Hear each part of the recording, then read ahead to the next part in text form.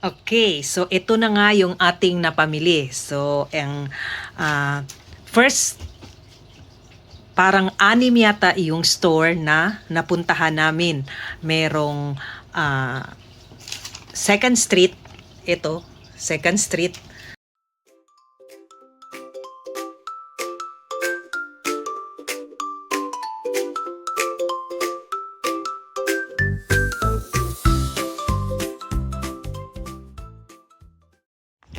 Hello guys, good morning. So, for today's video, samahan niyo po ako check ng ating mga nabili kahapon sa ating recycle hopping kasi inabot na kami ng gabi.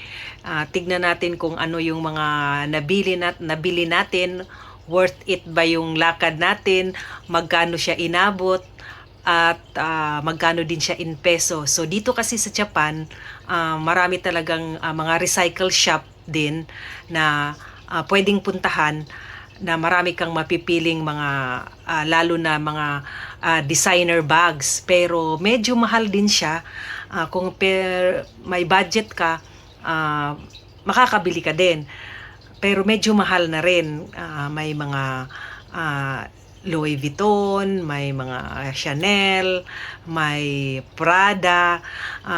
Kasama ko kasi kahapon yung naglibot ang aking kaibigan na nag-online na selling ng mga designer bags at saka yung mga fashion bags dito sa Japan. So, kaya ang layo ng inabot namin, sobra mahigit yata mga 1 oras, 2 oras ang biyahe namin, kaya whole day kaming nag-recycle shopping. So ngayon, samahan nyo akong i-review ito lahat.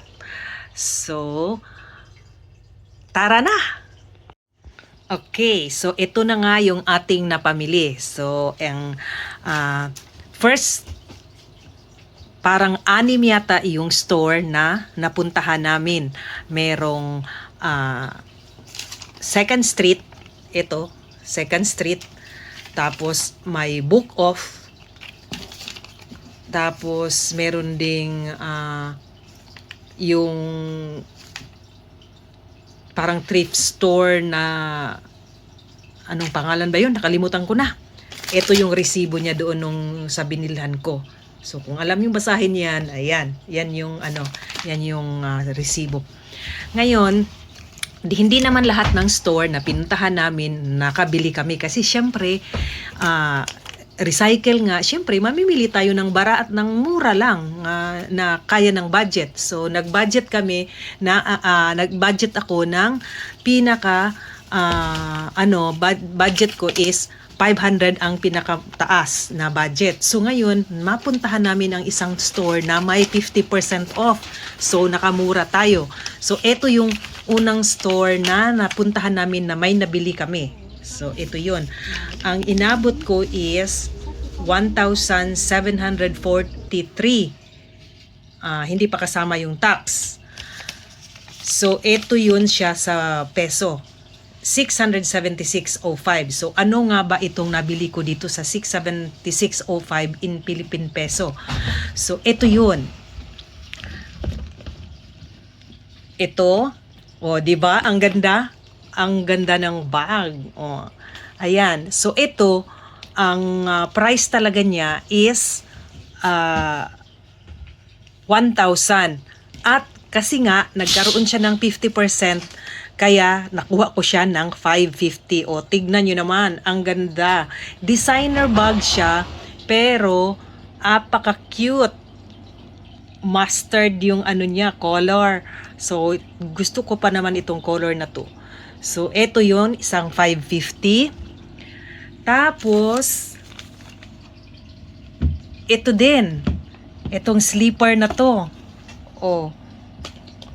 Yan. Ito, hindi ito hindi ito kasama sa 50%, pero 660 lang siya in Japanese yen. Tignan nyo naman, ang ganda. At saka, mukhang hindi pa nagamit, bagong-bago pa siya. Yan. So, kasi nga, low budget tayo, pinaka-budget natin, 550, 660 na yung pinaka-mataas. So, yan ang pinaka-mataas. At saka ito din, itong dress na to. Ito, pwede pong pwede pong ipangbahay, pwede mo ding ipanglakad. Ayan, sa bahay lang, hindi naman talaga panglakad. So, ikot-ikot lang sa palibot. Ito, maganda na yan. Maano siya.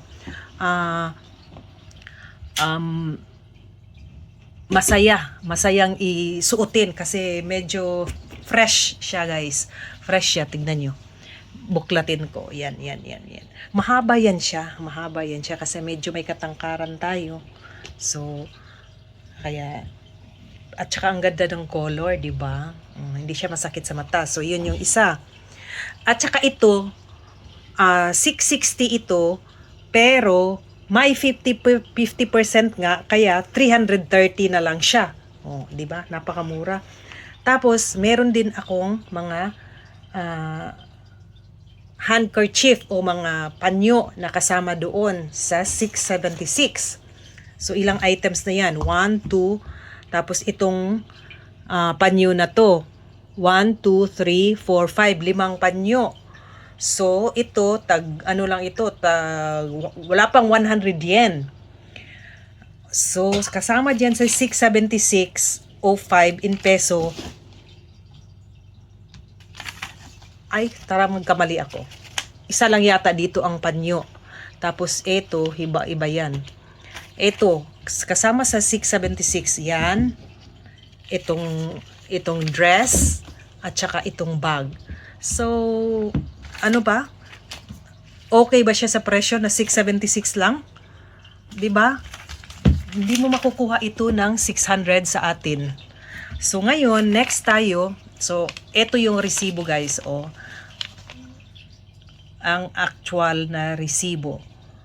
So, ano 'yan? Legit. So, ito, guys, binili ko talaga to kasi mahilig ako sa ganito. Mahilig ako sa ganito, ang haba ng paa ko, di ba? So, mahilig ako sa ganyan na mga slippers. So, at saka, bilang mahilig tayo dyan, so cute, di ba? Ang cute niya. Kaya, at saka ito, wala na kasi akong bag na to-go bag. Medyo vintage na yung to-go bag ko, kaya ayan, kinuha ko din yan. So, baka may gusto dyan, gusto magpabili, pwede rin. So, okay, next tayo, guys. So, ito ang sunod na store na pinuntahan namin na may nabili din kami. Ito naman yung store. 2nd Street siya. Ayan, may number 2, so kaya 2nd Street yan. At ito yung nabili ko doon. Ito, ayan, sling bag din ito. Meron itong sling. Pinasok ko lang dito sa loob. Ayan.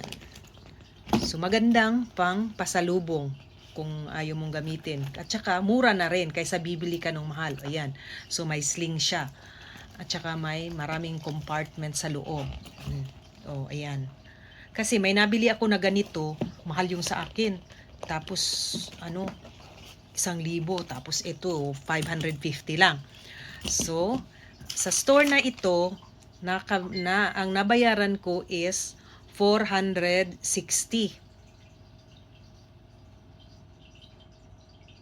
in peso. Ayan. Pero sa yen is 1,188. So, ang kasama is ito.